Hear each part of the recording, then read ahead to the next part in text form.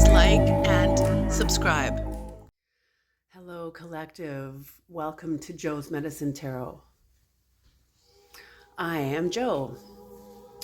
This is a general spirit check-in, not a one-to-one spirit check-in.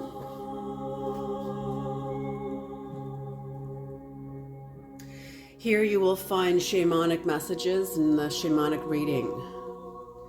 With this comes a warning. My readings can be hard, they can be challenging, and very real. If you find that my readings offend you, push you, challenge you, whatever, it could be the medicine that you need, but also it may not be the right timing for the medicine. So come back, unclick, even unsubscribe, like unconnect to the energy and come back again. You know, when it's right, you will be guided back. Okay? All right. If you are returning, welcome back. I'm so happy to have you here. If you are new, welcome to my channel. And if you like my style of reading, please subscribe. It's totally free. And if you want to become a medicine keeper of the channel, that's $2.99 a month. All right. And as such, before we begin the reading, I would like to say thank you to the medicine keepers of the channel. These are the paid members of the channel. And the medicine keepers are Jace Frankson, Maggie Wilson, Nava Yisrael, S. Wright, Deanne Hart, Raylana Anana, Dundee Murray, Cher, Jill Erica, Lionel Duarte, Vicky Desiderada, Monique C, Stacy S, Adelpha's Door, Julie, Love Is, Kat Zettler, Kate Johns, and Chris Mason. Thank you to the medicine keepers. I am honored to have you as medicine keepers on the channel. It's a great honor to me, and just to see you committed to your growth and holding this fire, holding this medicine. All right, let us begin. Let us begin. What are the messages, Creator? What are the messages? What are the messages for the collective?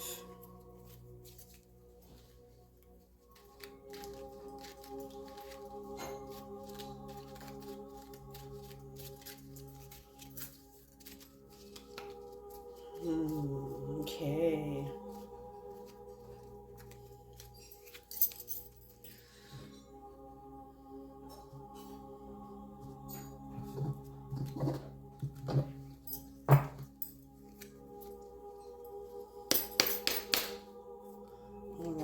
There's going to be 2 tiers.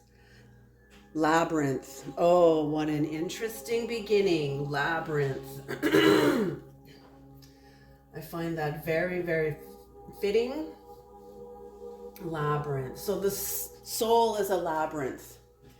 It is, it's like being in the catacombs. You know, in the catacombs of Paris. It's a labyrinth. It's also a paradox. What's up is down. What's down is up. When you enter into the soul, so whoever this reading is for, immediately you're entering into the soul, or you're being called to enter into the soul, which means high priestess energy. Absolutely. Cult. Ooh. What is that? Cult. Where is that? Okay, good.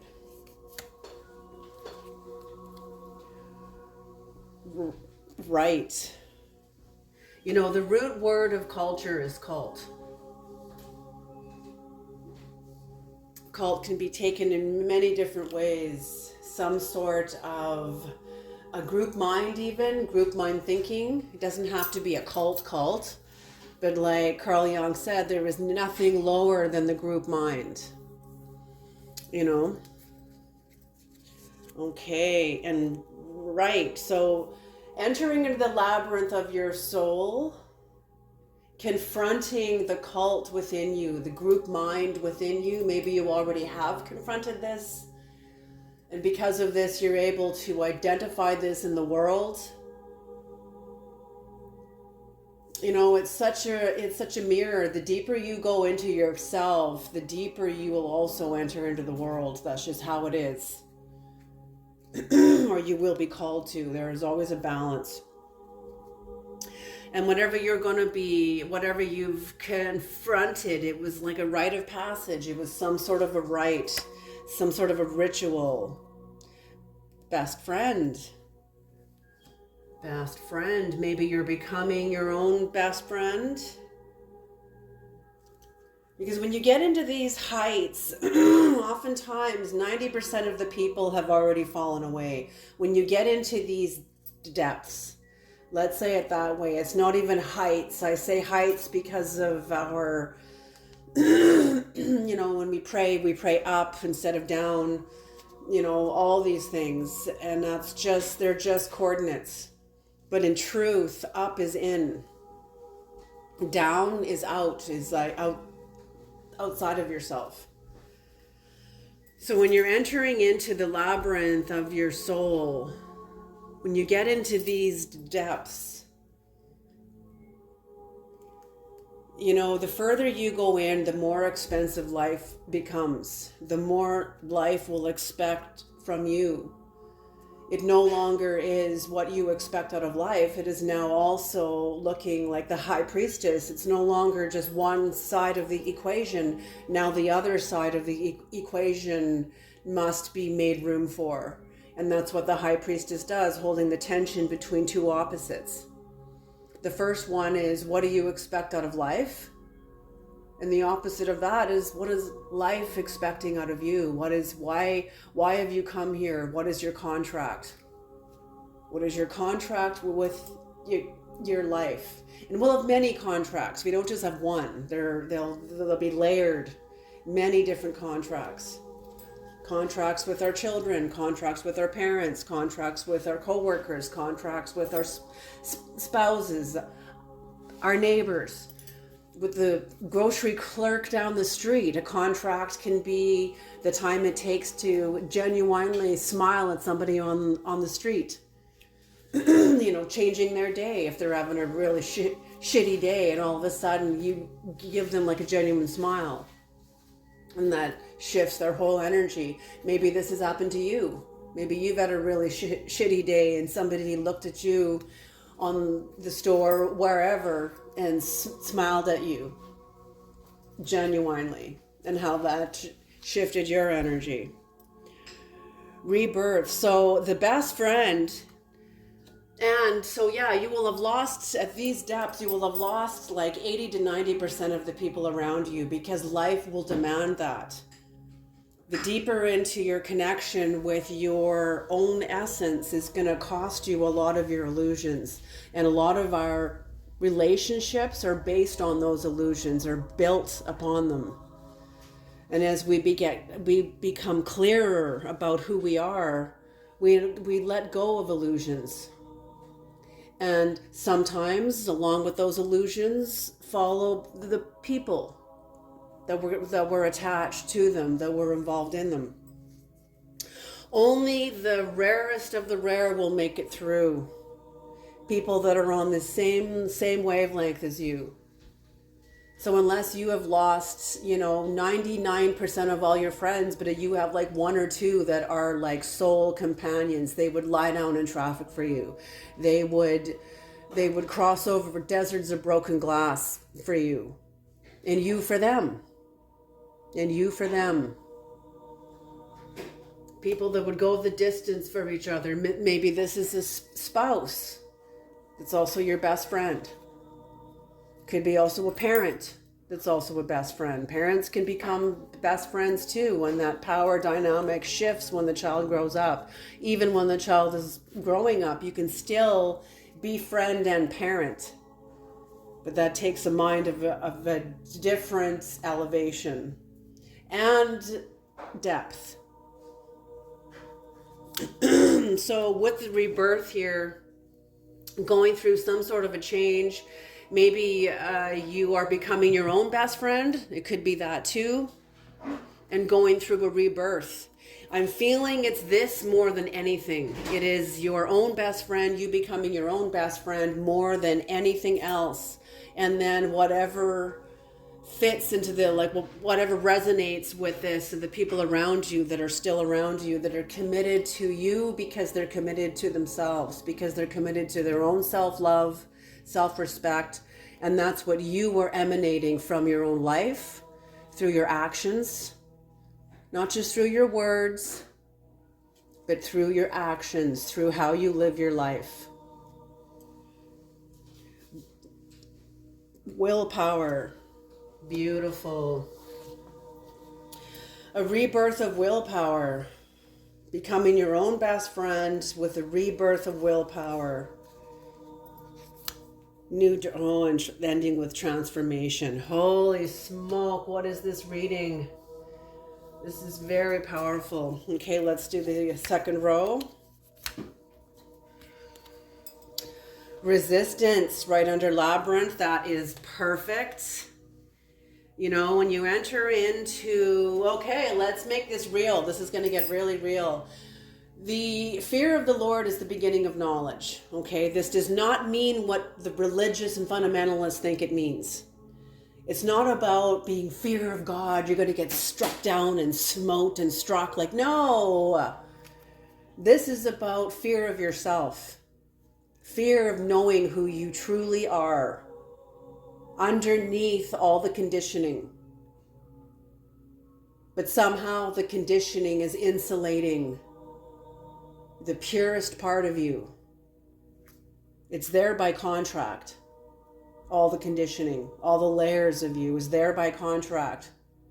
Okay? Your resistance. The fear of the Lord is the beginning of knowledge. And I always use this as an example.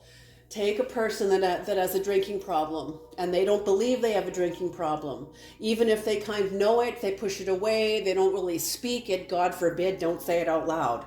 You know, but, you know, struggling with themselves within the privacy of their own inner house, inner self. And it finally, their self battle and their war with themselves, you know, and I say war with themselves because when you're drinking a whole bottle of vodka or whatever, to the point where you're blackout intoxicated and absolutely inebriated, you've basically poisoned your body, and that's what hangovers are. So you're basically having a war with yourself. And the person waking up like, no, I'm fine. It was the burger I had last night. Or a group of friends all making excuses about why they're sick because of the burger they had last night. But nobody's talking about the 2 flats of beer and the bottle of whiskey. Okay? Okay, that's what I mean. And the denial and the war and the tension builds to a point where the person almost runs over their own child or sibling or somebody, their own neighbor, when they're intoxicated. Almost. Maybe they do. Maybe that's the contract. And now everything changes now because now the person's going to jail. Now they have to, or maybe they didn't kill the person, and now they have to, you know, the judge orders them. You got to go to AA. You got to do a piss test every month, a urine test every month to make sure that you're no longer drinking. You have to go into recovery. Recovery, the AA process, that'll bring you into also all kinds of psychological therapy and support that's attached to all of that. There is the beginning of the knowledge of you. Because now you're going to be unpacking why Now the person's going to be unpacking why they were drinking. What's it all attached to? That's the insulation to the pure you. It's not our darkness we're scared of, it's our light. And in a way, the alcoholism or whatever it is, addiction, smoking cigarettes, eating sugar, workaholics, whatever it is, whatever addiction we cling to, shopping, the internet, anything, it's there to insulate you from your purest self, from your purest self. But God has a way of stripping us. Okay, so this is the resistance. The resistance of you wanting to know about yourself, of you knowing about yourself, because self-knowledge is terrifying. It's the last frontier. We can go to the end of the universe, and like the magicians all speak, you have to know yourself. If you're coming into the realm of a magician, you will be required to know yourself, because you can know all the mysteries of the universe, but if you don't know yourself, you know nothing. Like Buddha said, you can conquer 1,000,000 on the battlefield, but if you've not yet conquered yourself, you've conquered no one. Initiation. Yes. Oh my gosh. So you're entering into your labyrinths, experiencing the resistance. Maybe it's from the cult that you grew up in, the family, the people, the friends, the workplace, the community. The root word of culture is cult. It's all the group mind. It's all the hive mind. There's not a lot of clear thinking, not a lot of clear thought. Your confrontation of this is some sort of an initiation, some sort of a rite. That brings you into your, I believe, part of your sacred contract, otherworldly, connecting you to something that is not seen, something that is not heard. Connecting, yes, this connects you to yourself, to the other part of yourself, which is your best friend. I knew it, that this was more you than it is about another person. And this best friend is also a trickster. So I bet you've got coyote medicine.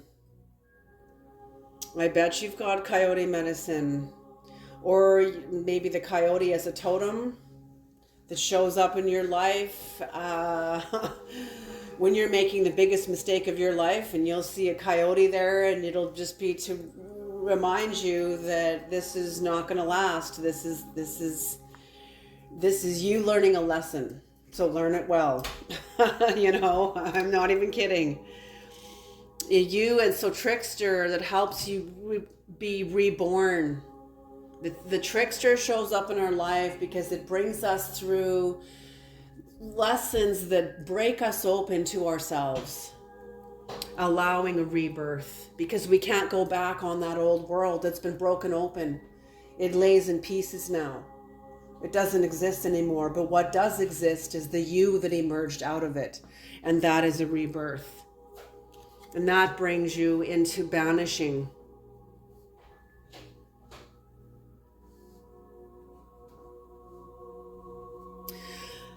Yes, banishing, consciously banishing the things out of your life that are no longer supporting you, thereby strengthening your willpower to do good on your own behalf, no longer self-sabotaging, interesting willpower, consciously binding energy in your life, part of things within yourself, things within your life, dynamics within relationships that brings you into transformation and dominate.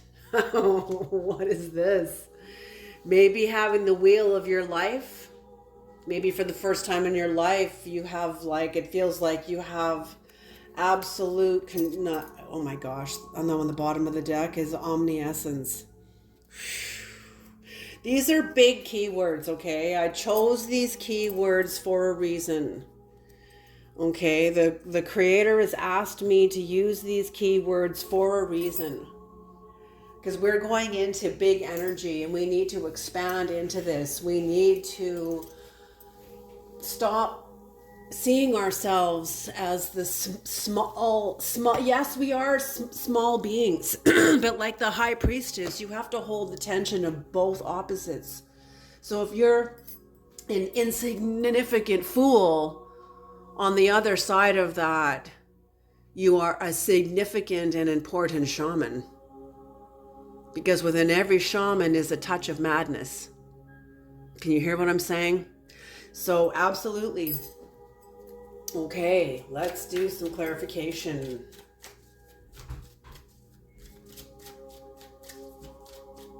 So it's like the creator is asking you to feel into your most holy self. No. The creator is asking you to feel into your the highest version of yourself that you can imagine. What do you want? Where do you see yourself in a year? What are you being asked this year that you weren't asked last year? What is the universe asking of you this year that you weren't asked last year?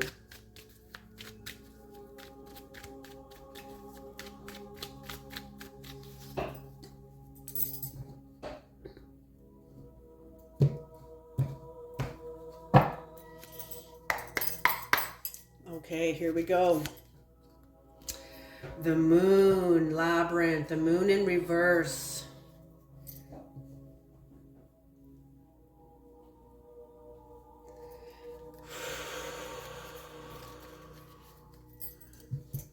Very, very interesting.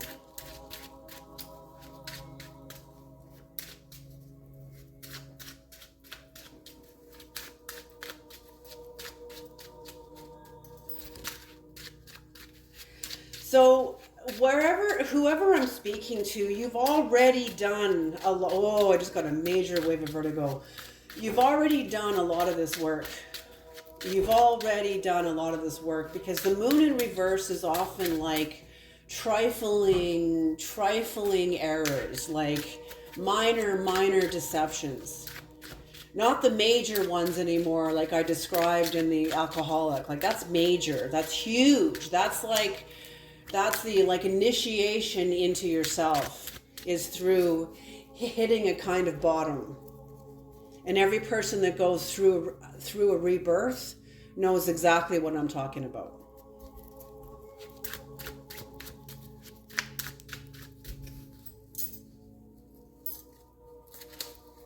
Okay.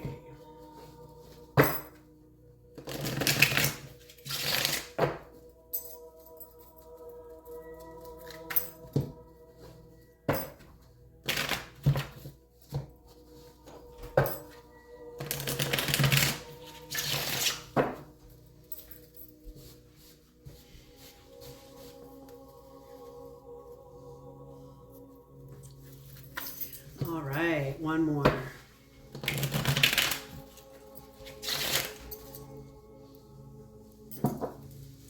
Okay. So you entering into the labyrinth, already having done a lot of the work. So whatever you've already gone through your bottom, you've already hit your bottom.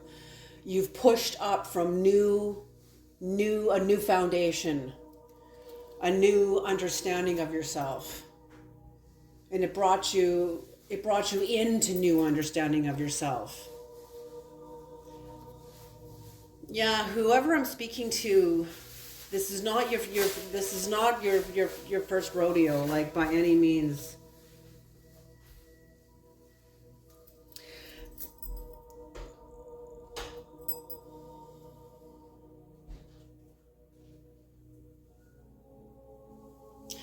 Yeah, okay, so when you went through so that's exactly what this is. Okay.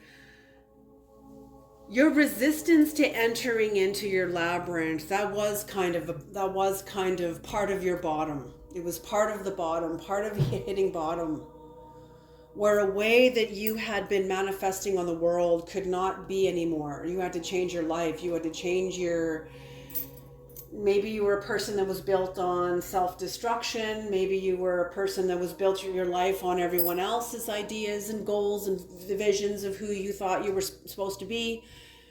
But something happened in your life where you were into, and maybe these are more than just trifling also. Maybe these are more than just trifling errors. They could even be major errors.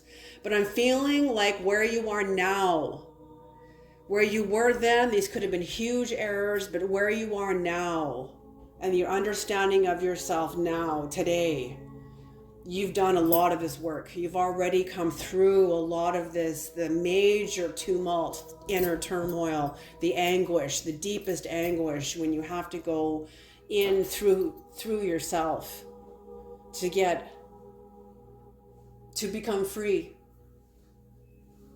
Because the outside circumstances are like a barrier that you can't get through. And in a way, when we hit bottom, it's a contract we have with ourselves. The jig is up. Thank God. Thank God. Our war with ourselves, there's a way out of it. There's a way out. But it's going to be work. But it's going to bring you somewhere incredible. And that's what I mean. Your understanding of the cult, of the people you were with. I'm feeling like your hitting bottom was in a way in alignment with this culture of people you were with. Maybe everybody was busy self-destructing and self-sabotaging, keeping themselves, doing the best they can, but also scared of their own inner light, keeping themselves away from it, not really knowing that that's what they're doing. Just thinking they're just trying to survive. When we get really out of alignment with ourselves, we can easily buy into our own con. But life has a way of shaking us out of that, stripping our own illusions and self-deceptions that we were wrapped in so well. And now it's all unraveling. It's all unraveling. And that's what I'm feeling is through your resistance, everything unraveled. You couldn't create in the same way, nor did you even want to. Your eyes were open. Your eyes are open. You're aware of the truth about where you've really been within yourself. How this relationship with the cult mind, the culture mind, the hive mind, the group mind was not in alignment with you. It wasn't even in alignment with them. Whoops. Okay, Page of Wands in reverse. Yeah, a group mind that is in lack, that has a lack of direction, is procrastinating from getting on with it. Get on with it. Get on with your work. What is that quote? What is that quote? I heard it from Gabor Mate. I have to look it up because it's coming into the reading.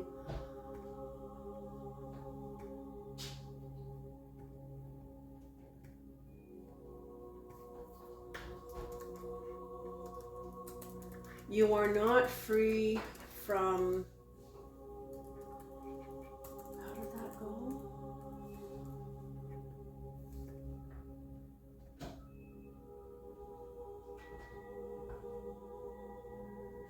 Yes, it is not up to you to finish the great work, but neither are you free to abandon it.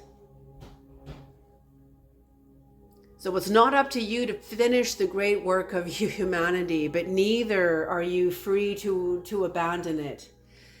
So if you do not commit to it today, then when? If not now, then when?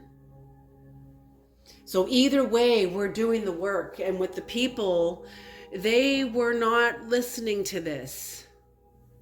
Whoever the cult's group mind was, they were not yet awake to this, but you had to confront their mindset within yourself. Get through this in yourself. And oh, they're just showing me Christ walking through the group and the group parting. That's interesting. So in a way, that's a kind of an archetypal illustration of getting through the group mind. You're not fighting against the group mind. You're just letting go of it.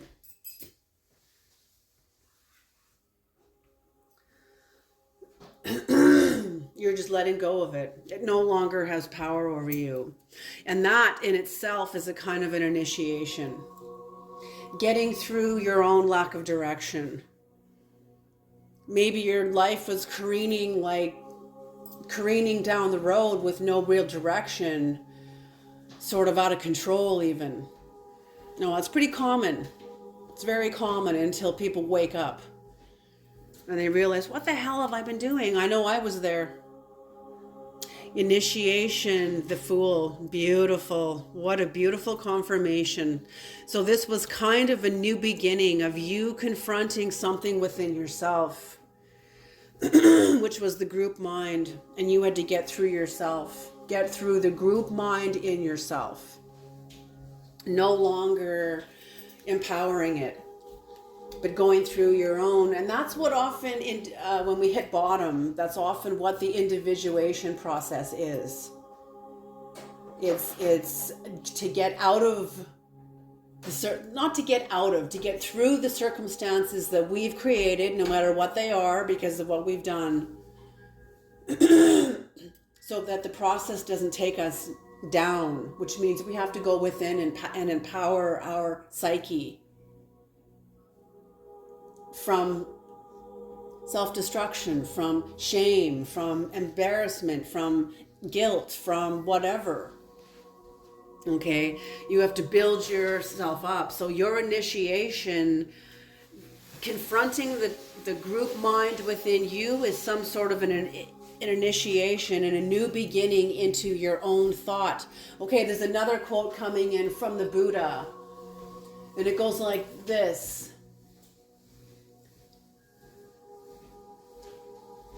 Consciousness is understanding. When you enter into consciousness, you enter into understanding that there is no independent thoughts. There is no independent thought. But once you understand that there is no independent thought, that is the beginning of independent thought. Can you hear the paradox of the soul? One does not cancel the other out. They both stand. But out of the one births the new. You see the mind as it is. There is no independent thought in the group mind. You're not aware it's the group mind yet. You're just aware that there's really no independent thought. But just that thought alone and that awareness alone is the beginning of independent thought. That is the beginning of the individuation process, is seeing the group mind for what it is and understanding. And that is the beginning of a new Fool energy, a new beginning into your own individuation, into your own independent thinking. Yes, balance. There's the beginning of the High Priestess energy, the balance. Because now you're part of this is your new right. This is your new rite of passage, is becoming the High Priestess, holding this tension between the group mind and your own independent thinking. Because you're always going to be part of a system, part of a social system, family system, workplace system, a monetary system, education system, whatever it is. Maybe you're not working in a school, but the education system had work on you because, hopefully you can read and write. The solar system, we're always going to be parts of systems, always. Government systems, like all of it. Plus now the birth of your own individuation system. Now you're accessing an internal government of archetypes, of universal living forces. Okay, this is holding the balance between the inner and the outer, you and the world, making space for both, holding the tension between unity and duality. Beautiful. While being playful, because the panda is very playful. So otherworldly, and the Nine of Pentacles in reverse.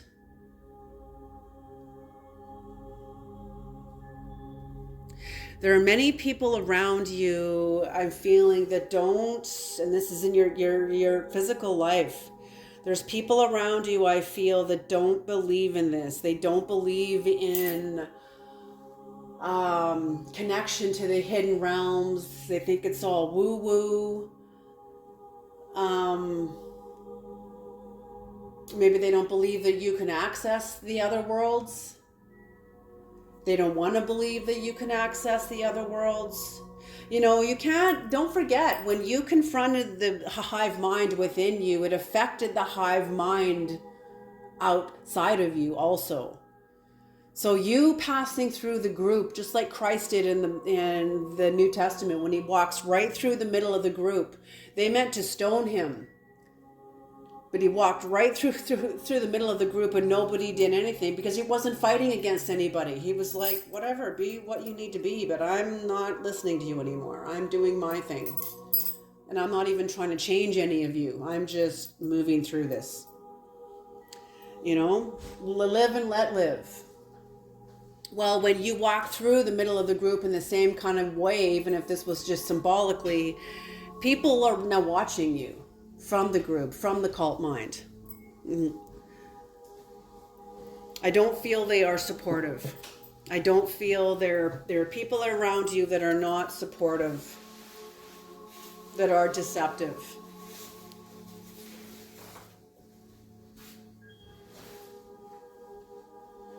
Maybe they think you have bad faith.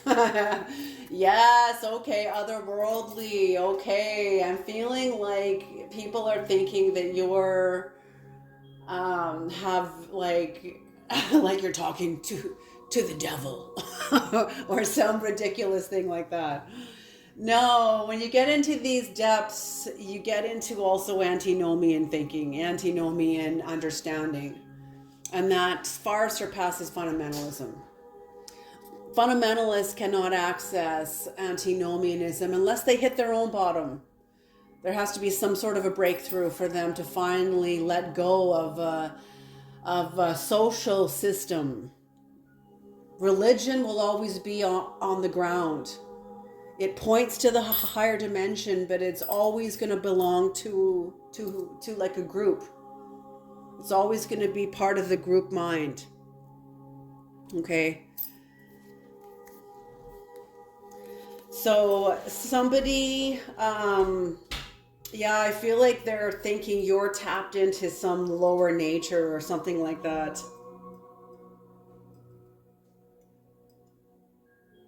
And at the same time, oh my gosh, okay, at the same time, this otherworldly is also helping you heal from the people that have taken things from you or tried to. People that were dishonest with you. People that were even dangerous to your soul. Like even, okay, this is interesting because best friend is right after this. What is that quote now? All these quotes are coming into this reading here. How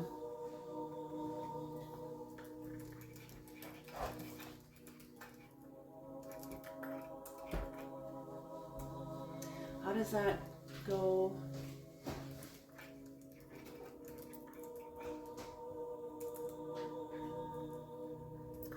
It is better to fear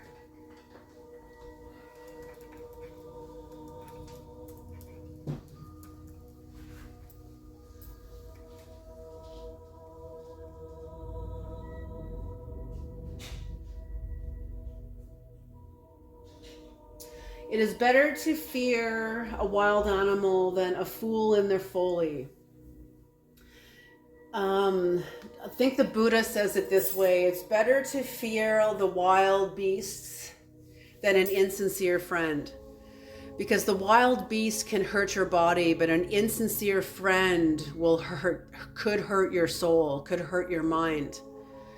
And that's what I'm feeling. There was also somebody, okay, and this, it kind of fits too, because even Christ had a betrayer, and that was Judas. And when you take a look at Christ and Judas kissed him right before he betrayed him. This is an archetype.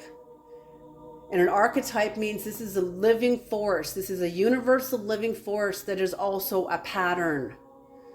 So it's not just, how come betrayal doesn't happen from strangers or from, yeah, sure, strangers can rob you and, whatever, but it's not a betrayal.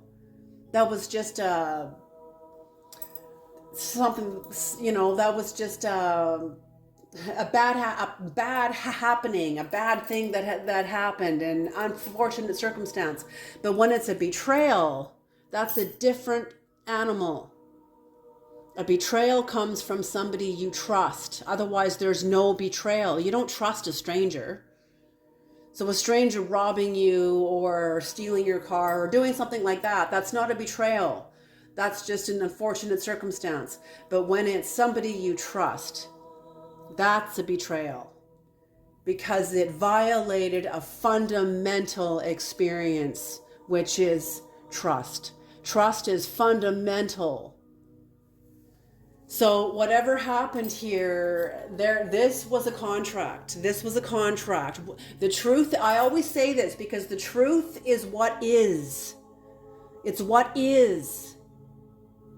And you have to develop the muscles and the will to see this situation as it is, not as you want it to be, not as you hope it to be, but as it is. And something happened. There was somebody saw you leaving the group mind, and this person maybe betrayed you. Something happened there. It was kind of dangerous, actually. The Nine of Pentacles is also showing me some sort of danger, some sort of, maybe their friendship with you dissipating. They weren't honest about it. They didn't believe in you. Maybe they looked down upon you, and there was some sort of a dangerous unfolding that happened for you, on your behalf, for you, to you. Okay.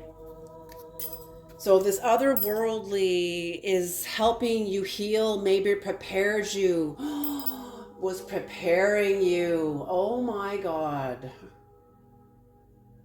This Nine of Pentacles was also preparing you. The otherworldly, your connection into a hidden realm was preparing you.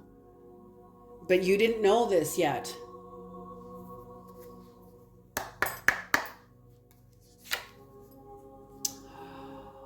Yeah. I'm seeing a clash between two swords, the Two of Swords.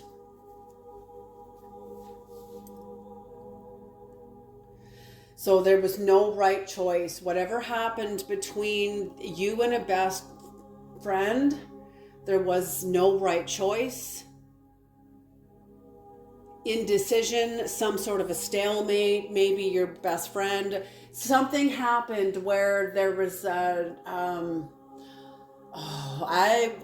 have to say this. I feel like you're also entering into some sort of shamanic work, because when there is a situation that arises where there is no resolution, it's a stalemate, it's unresolvable. Your person, that's like Newton's third law of motion. You push with force and the person pushes back with equal force. Not knowing, and they're not even knowing this, and you weren't even knowing this at the time either, but whatever happened here was destined to happen. The truth is what is. Okay, and you have to see what is. Falsehood is what seems to be. So you can always tell a true friend by their actions, even by the micro expressions on their face. Catch them in certain micro expressions on their face, and that'll tell you the truth about how they feel. Actions speak louder than words. They are the true language. Behavior is a language, clearer than language. Look at the whole archetype of Judas kissing Christ and then betrayed him. So you think Judas really loved Christ? No. I think Judas was confused, which is why, in the New Testament, I think he ends up hanging himself, like committing suicide because of what he did. I don't know if that's symbolic. I have no idea what that's all about, but there's consequences. Basically, the Bible's saying there is consequences. When you lead somebody to believe that you love them when you don't, and you mean them harm, there's going to be consequences. Come on now. It's time to grow up.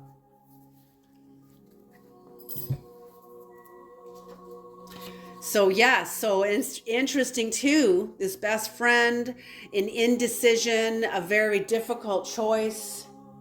You're seeing the truth as it needs to be seen, but this contract to you is also a trickster energy.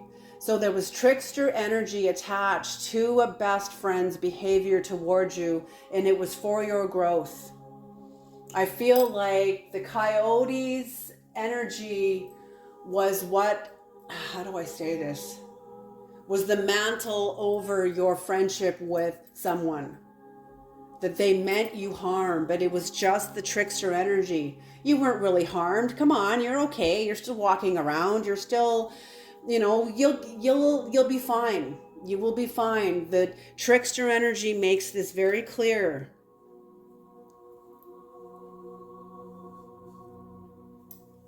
And this trickster energy helps you unplug further from a fate that belonged to the group. To the group mind.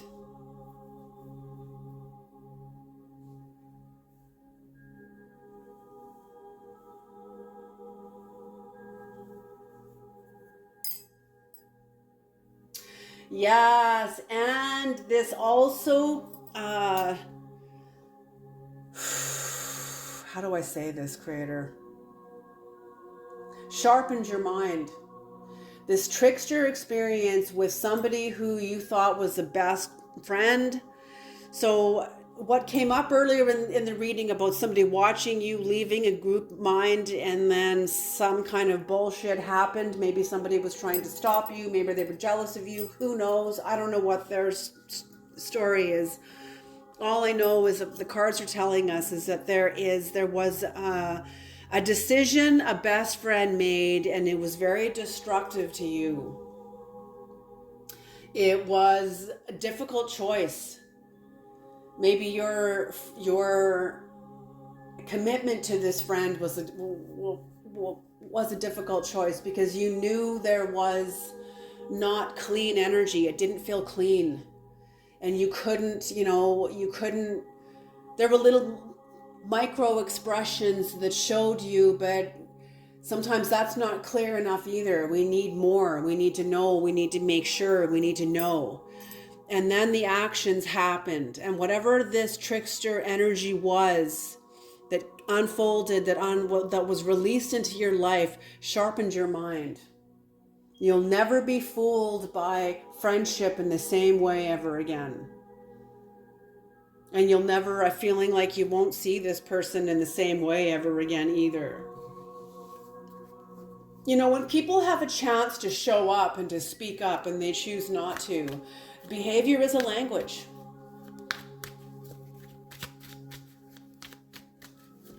And that I'm feeling you are listening to as well. This has helped you sharpen your mind, get clear about where you're going in your life, get clear about your experiences, get clear about the legacy of your life. Up until now, you weren't clear about the legacy of your life, going into the labyrinth of your soul. It's confusing. Things are not, when you're young, you see things in a certain way. We're all here to be holy and to be, united. That's the mind of the youth. The youth don't see life as it is. That's why they say the word nice. Like, it's not about being nice. Being nice, when you look up the etymology, the original function of that word, I believe it's Greek, and it means to be naive. So the youth are very nice because they're very naive. They don't know. Their experiences have not yet brought them into a deeper understanding of life. They have not been brought deeper into a deeper understanding of themselves. Okay. Rebirth. Ace of Wands in reverse.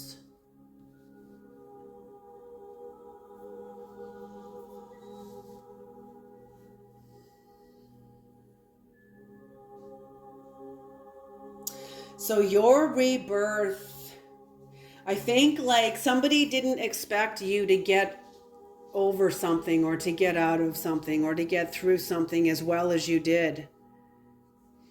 And it's some sort of a vexation. I don't feel this is your energy, but I do feel that your energy is a rebirth. So you've gone through, you're like an alchemist. You're able to take this experience and alchemize it to your advantage. And that's what this is about. That's what the High Priestess knows. You won't defeat duality. You will never conquer the dark, ever. What, are you going to make the night disappear?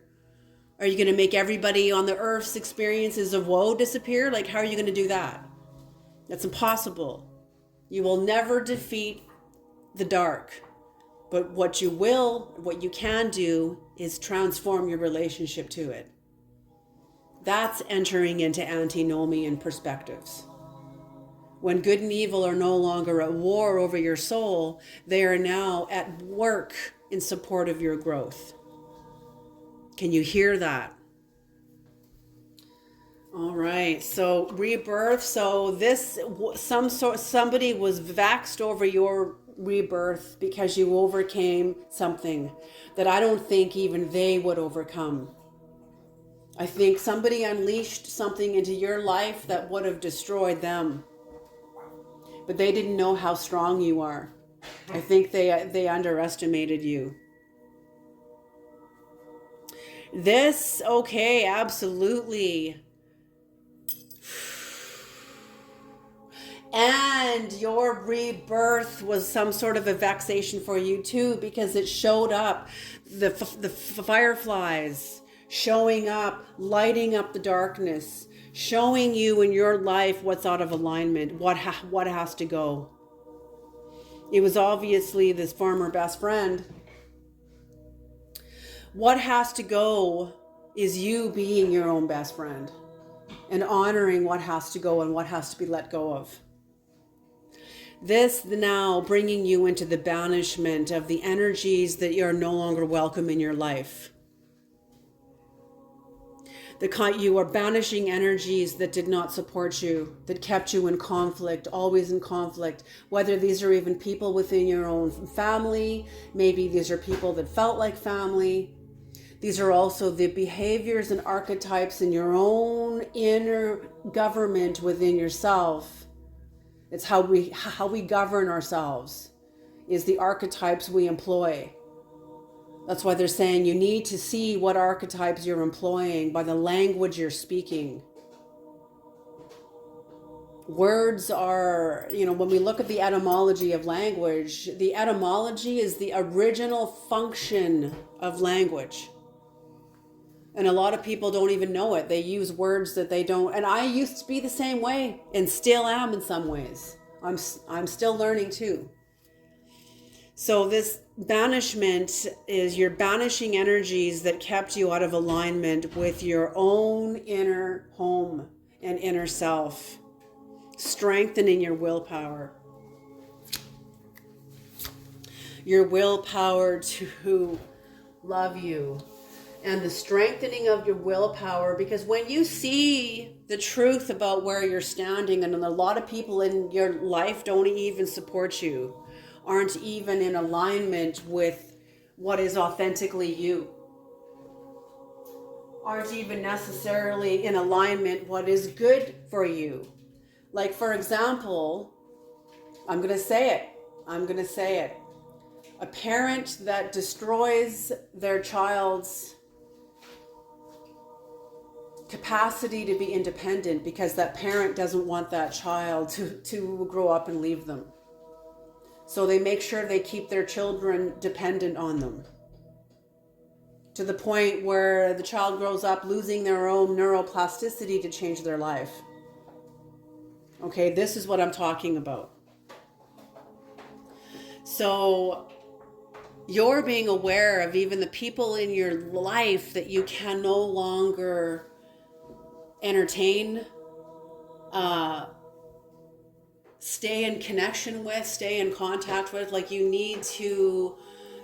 realizing the energies that belong to the dynamics, to the relationships that have to go. And this casts you into a 10 of Swords.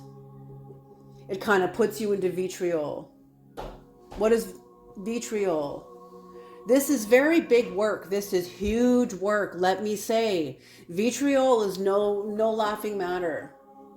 Vitriol is Latin, and it's very, very bitter medicine. It means, I'll say it in Latin first: visita interiora terrae rectificando invenis occultum lapidem. It means visit the inner dimensions of the earth, that is you. Visit the inner dimensions of you, and by rectification, by correction, you will find the hidden stone. So for all these times, this has to do with the illusions that we hang on to, that we use as our symbolic philosopher's stone. What is the philosopher's stone? The philosopher's stone was believed to turn base metals into gold. It didn't actually do that. That's what the early men of the church believed that these mystery schools were actually up to. And the mystery school said, if the people of the church are that stupid, let them believe that, because they don't really know what's going on. What was really going on in the mystery schools is that lead was actually the denseness of consciousness, and bringing the denseness of consciousness into enlightenment, into light, transforming dense consciousness into light. Dense psyche, transforming the denseness of the psyche into inner knowing. Okay, and that's what vitriol is. And you can only do that by going within. And that's what this whole labyrinth has been about, is you going within to your vitriol. But when you come out of this, you are changed. You will never be the same. No one will ever kick your feet out from under you. Your faith to the hidden realms, your knowledge of yourself, you will be the true magician.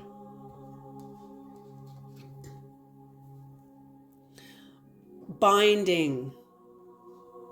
So going through the inner dimensions of you, and seeing what is in you that was supporting these kind of relationships. What was in you that was supporting destructive dynamics. And you binding these, as I said, binding them into a braid, like they do in the inner temple, through the ingredients that symbolize the hardest parts of our lives. People think that God only wants the good parts and the positive things, and that's wrong. That's wrong. Why is this wrong? Why? I'm hearing somebody saying why is this wrong? Why? Explain this. Okay, if you are somebody that is victim of your own circumstances, you can't stand among the gods, because even your own circumstances have power over you. So how can you stand sovereign among the gods? You can't. It's when you breathe meaning. It's when you breathe meaning into this circumstances that are your worst and hardest and most destructive experiences in your life. How did they serve you? What did they do for you? How did you use them to better yourself? Or did you just let them pound you into the earth, into like powerlessness? Because if you're powerless, no, you can't enter into the Holy of Holies. But if you have used these experiences to educate yourself, strengthen your willpower, know who you truly are, go into self-knowledge. The fear of the Lord is the beginning of knowledge. Understanding who you truly are. Allowing these dimensions to serve you, to serve your growth. Did you use these dimensions to grow, or did you run from them, letting them grind you to dust? As the magicians say, you are either the miller or you're the wheat. So are you using these situations to mill circumstances in your life? Or are you the circumstances or are you the wheat that is being milled by your circumstances? That's who God is asking you who you are. Okay, and that's what it means in Isaiah 42 verse 8 when God says, "I will not share my glory with another." Because if you're not in the realm, and this also goes in line with the Tibetan Book of the Dead, the 6 realms of consciousness. If you're in the hell realm, you can't access the God realm. And we experience these realms every day. Every day. Okay? So this means we have to be aware of the subtleties of our consciousness. And that's exactly what's happened here through some of your most hardest experiences, has refined your mind to be aware of the subtleties, has helped you sharpen a dull mind. The dullness of your mind, you weren't aware, you were still in lead. Parts of you were still in lead. Whoever this best friend was, somebody who served you well. As an adversary, they served you well because of what you went through because of it. And let's back up there. Nobody can teach us anything. Your parents might have showed you how to tie your shoelaces, but you're the one that ultimately took that knowledge and activated it and taught yourself how to tie your shoelaces. Okay, so yes, the experience you had with this person may have been very shitty, but it also awoke within you your own best friend that was kind of like, I'll take the reins from here. That helped you and you making friends with yourself to get out of this awful feeling and elevating you into rebirth, into new experiences, making you become aware of what has to go, binding what has to go, being thankful for your experiences. It's not saying, God, thank you for my puke. No, this is saying, thank you for my hardest experiences. I would not have the sharpness of mind had I not been through these things. Thank you for the systems I was a part of that failed me. Had they continued to support me, I would never have had to go the farther way to know me. I wouldn't even know me. I'd still be back in the tribal mind, thinking like everybody else, not knowing I'm out of alignment with myself until I get cancer or whatever else. And by then it's too fucking late, or maybe it's not too late, but now you're sick, you know, as a possibility, potential, but you're not there because you paid attention. That's what burning the incense means. You burn the incense when your fragrance of your meanings of these experiences, that's the true fragrance, is your meaning of these experiences, how they served you, how they served your growth. It doesn't mean what these people did was okay. It means the experience, how you transformed through the experience. These people didn't transform you. They didn't do the work that got you through this. You did the work. The Page of Swords, transformation, new ideas coming in. Absolutely, because you're making room as you grieve. You're aware. You're standing on the other side of the see. There's a bridge here. You're standing on the other side of the bank. You're looking back at the community that you've had to leave behind. The cups tipped over, and you're protecting two of the cups. I often see this as protecting. You're protecting the cups that are remaining standing.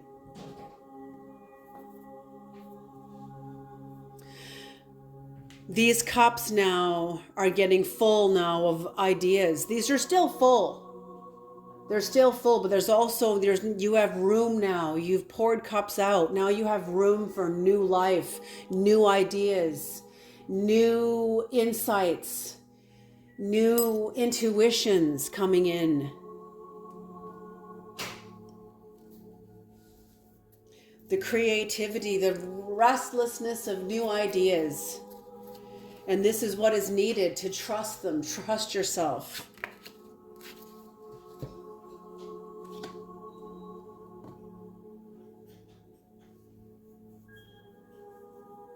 And dominate. I'm feeling like you are going to be dominating your own inner kingdom. You are like the god of your life. You are the ghost in the machine that has the helm of that is at the wheel of your life. That is truly. And if you're not there, you have the capacity to. You have the potential of taking control of your life. To a point. We always have control to a point. And that's just controlling how you respond. Really, that's really the only control you really have. But that's huge control when you're in the face of an adversary.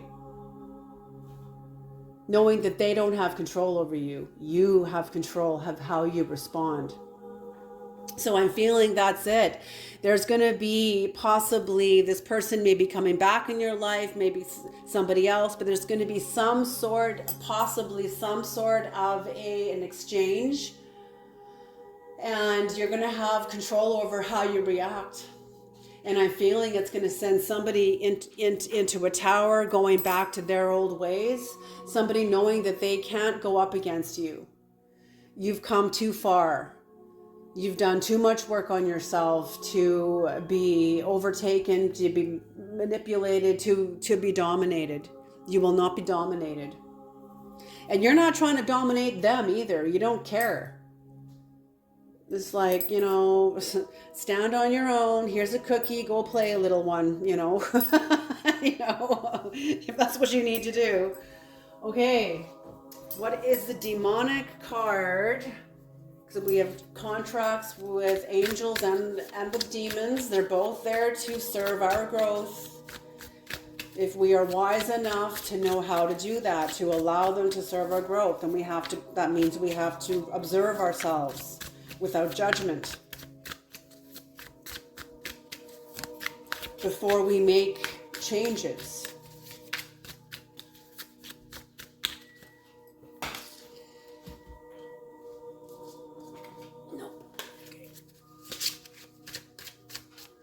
Okay, what is the demonic energy creator?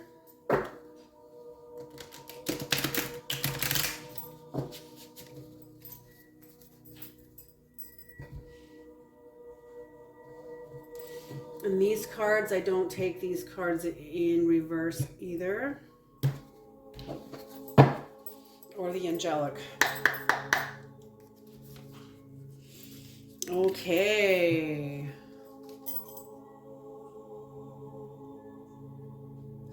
The wand. Number 76. The wand corresponds to the Ace of Wands. This is Aries and Leo and Sagittarius. What? That's interesting. So a demonic energy. Okay, let's see here. And then the angelic comes to balance this. It comes to balance this energy. You know, this demonic energy could be something that you're still unraveling it. It's still unraveling.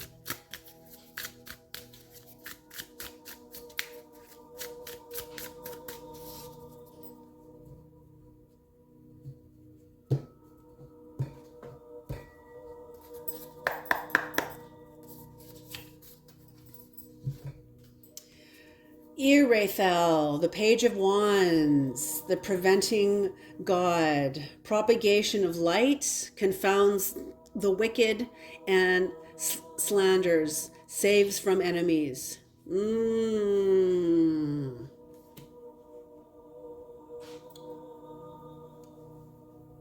Yeah, maybe you're still pissed off. Maybe you wanted to like curse this person or something. Maybe you wanted to, or they were sent into your life to curse you. Number 76. Either way, there is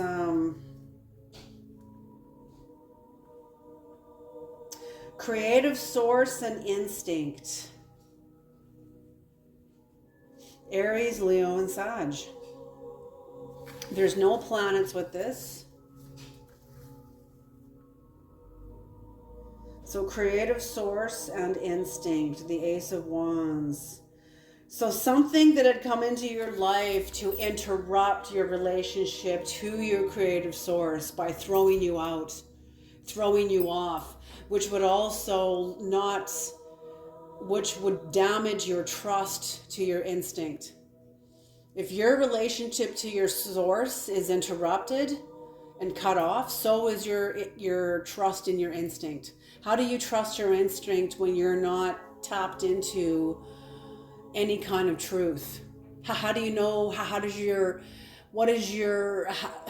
Where is your compass aligned to then?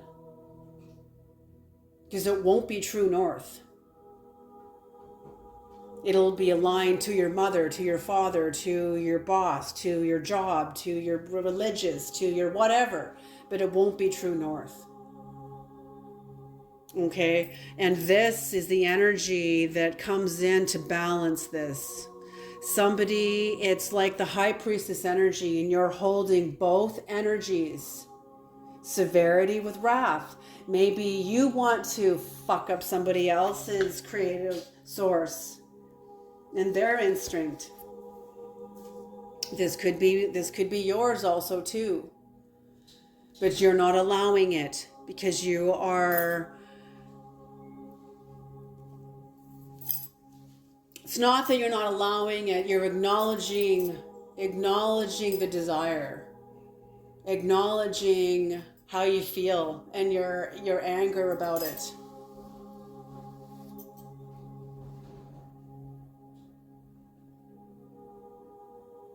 The will to hurt back or to retaliate.